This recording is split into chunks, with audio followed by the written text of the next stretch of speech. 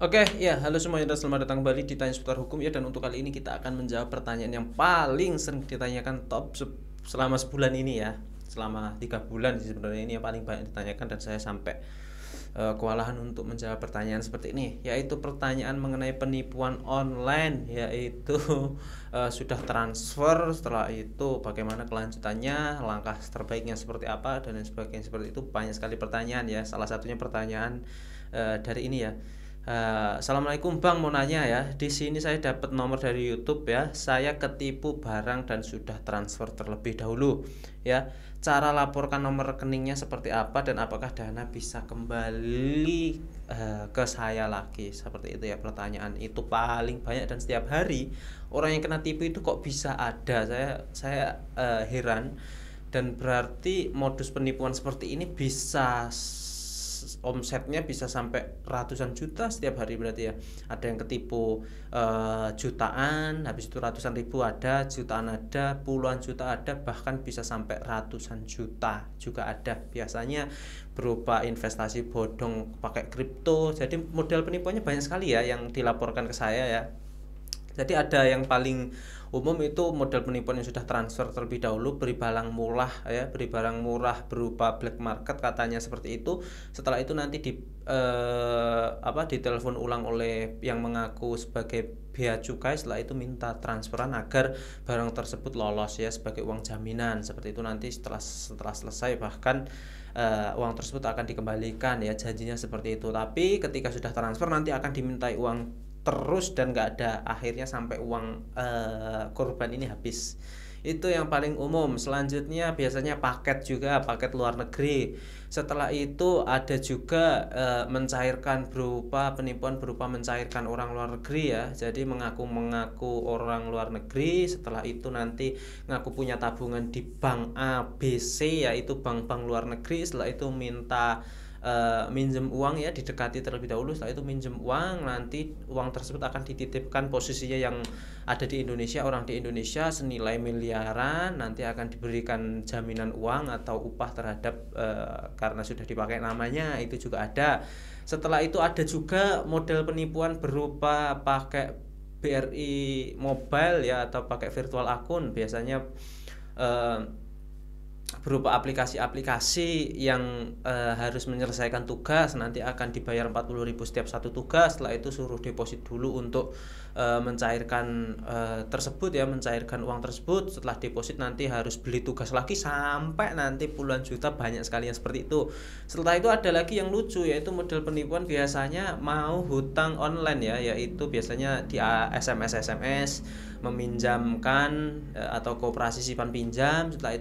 Setelah meminjam biasanya malah disuruh transfer terlebih dahulu untuk uang administrasi. Itu kan parah, orang mau pinjaman habis itu kok malah suruh transfer terlebih dahulu. Dan kenapa kok bisa tertipu dan mau transfer, itu juga ada. Setelah itu yang paling banyak lagi biasanya penipuan model ini ya, aplikasi-aplikasi yang non legal ya, jadi ilegal ya. Jadi aplikasi-aplikasi ilegal menyelesaikan tugas, setelah itu harus deposit ulang, setelah itu deposit lagi untuk tugas tersebut agar selesai. Itu banyak sekali juga. Ada juga yang model penipuan berupa invest kripto dan lain sebagainya, nanti ada uang pajak dan lain sebagainya ya, seperti itu berbagai model penipuan yang sudah dilaporkan. Dan seperti ini intinya ya, kesimpulannya ketika tindak pidana tersebut ya, tindak pidana penipuan tersebut ya, sebuah transaksi ketika meminta uang terlebih dahulu ya, dengan alasan apapun, dengan alasan pajak, dengan alasan biaya administrasi, apapun itu pasti penipuan ya. Jadi misalnya beli barang murah, setelah itu dimintai pajaknya, itu pasti penipuan. Mau pinjem uang, setelah itu dimintai uang administrasinya, itu pasti penipuan ya. Mau menyelesaikan tugas atau mau cari dana sampingan, biasanya pekerjaan sampingan untuk menyelesaikan tugas, habis itu untuk mencairkan harus deposit terlebih dahulu untuk agar dapat tugas lagi, itu pasti penipuan. Atau biasanya mau invest, setelah itu untuk mencairkannya harus bayar terlebih dahulu. Pokoknya yang intinya bayar terlebih dahulu itu pasti penipuan. Dan bahayanya di sini ketika uang Anda sudah masuk sekali ya. Misalnya Anda sudah beli handphone harga 500.000 iPhone 13 seperti itu ya. Jadi dimintai uang 500.000 untuk pajaknya agar lolos bea cukai seperti itu. Nanti ketika Anda sudah transfer 500.000 ya, selang beberapa jam habis itu minta uang lagi, nanti nominalnya naik 1 juta seperti itu untuk jaminan lagi misalnya. Setelah itu pulang beberapa hari lagi minta uang lagi, dan itu nggak akan ada habisnya ya. Dan Anda akan dijanjikan bahwa nanti semua uang akan dikembalikan ketika sudah selesai administrasinya, dan itu semua bullshit, itu nanti semua bohong ya. Itu nanti akhirnya adalah penipuan. Penipunya ya itu akan mengeruk semua uang korbannya sampai habis ya, seperti itu, sampai habis, pokoknya sampai habis ya. Dan lebih waspada lagi, dan intinya apakah uang yang sudah terlanjur dikirim itu apakah bisa diambil.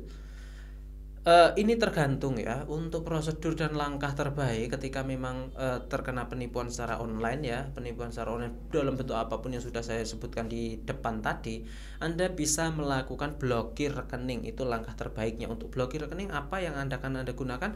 Anda silahkan langsung datang ke bank sesuai dengan nomor rekening tersebut, misalnya bank BRI atau bank apapun, biasanya bank Jago atau bank apapun, langsung aja biasanya lewat customer service CS online-nya, live chat-nya itu bisa. Tapi untuk memblokir rekening tersebut Anda harus membuat laporan kepolisian terlebih dahulu. Ketika sudah ada laporan kepolisian, nanti pihak bank bisa melanjutkan dan meneliti apakah memang rekening tersebut rekening penipu. Ketika memang nanti terbukti sudah ada laporan kepolisian, nanti rekening tersebut akan dibekukan. Jika nanti memang terbukti memang rekening tersebut adalah rekening penipu, maka dana yang masih ada di rekening tersebut bisa dicairkan dan dikembalikan kepada pihak korban.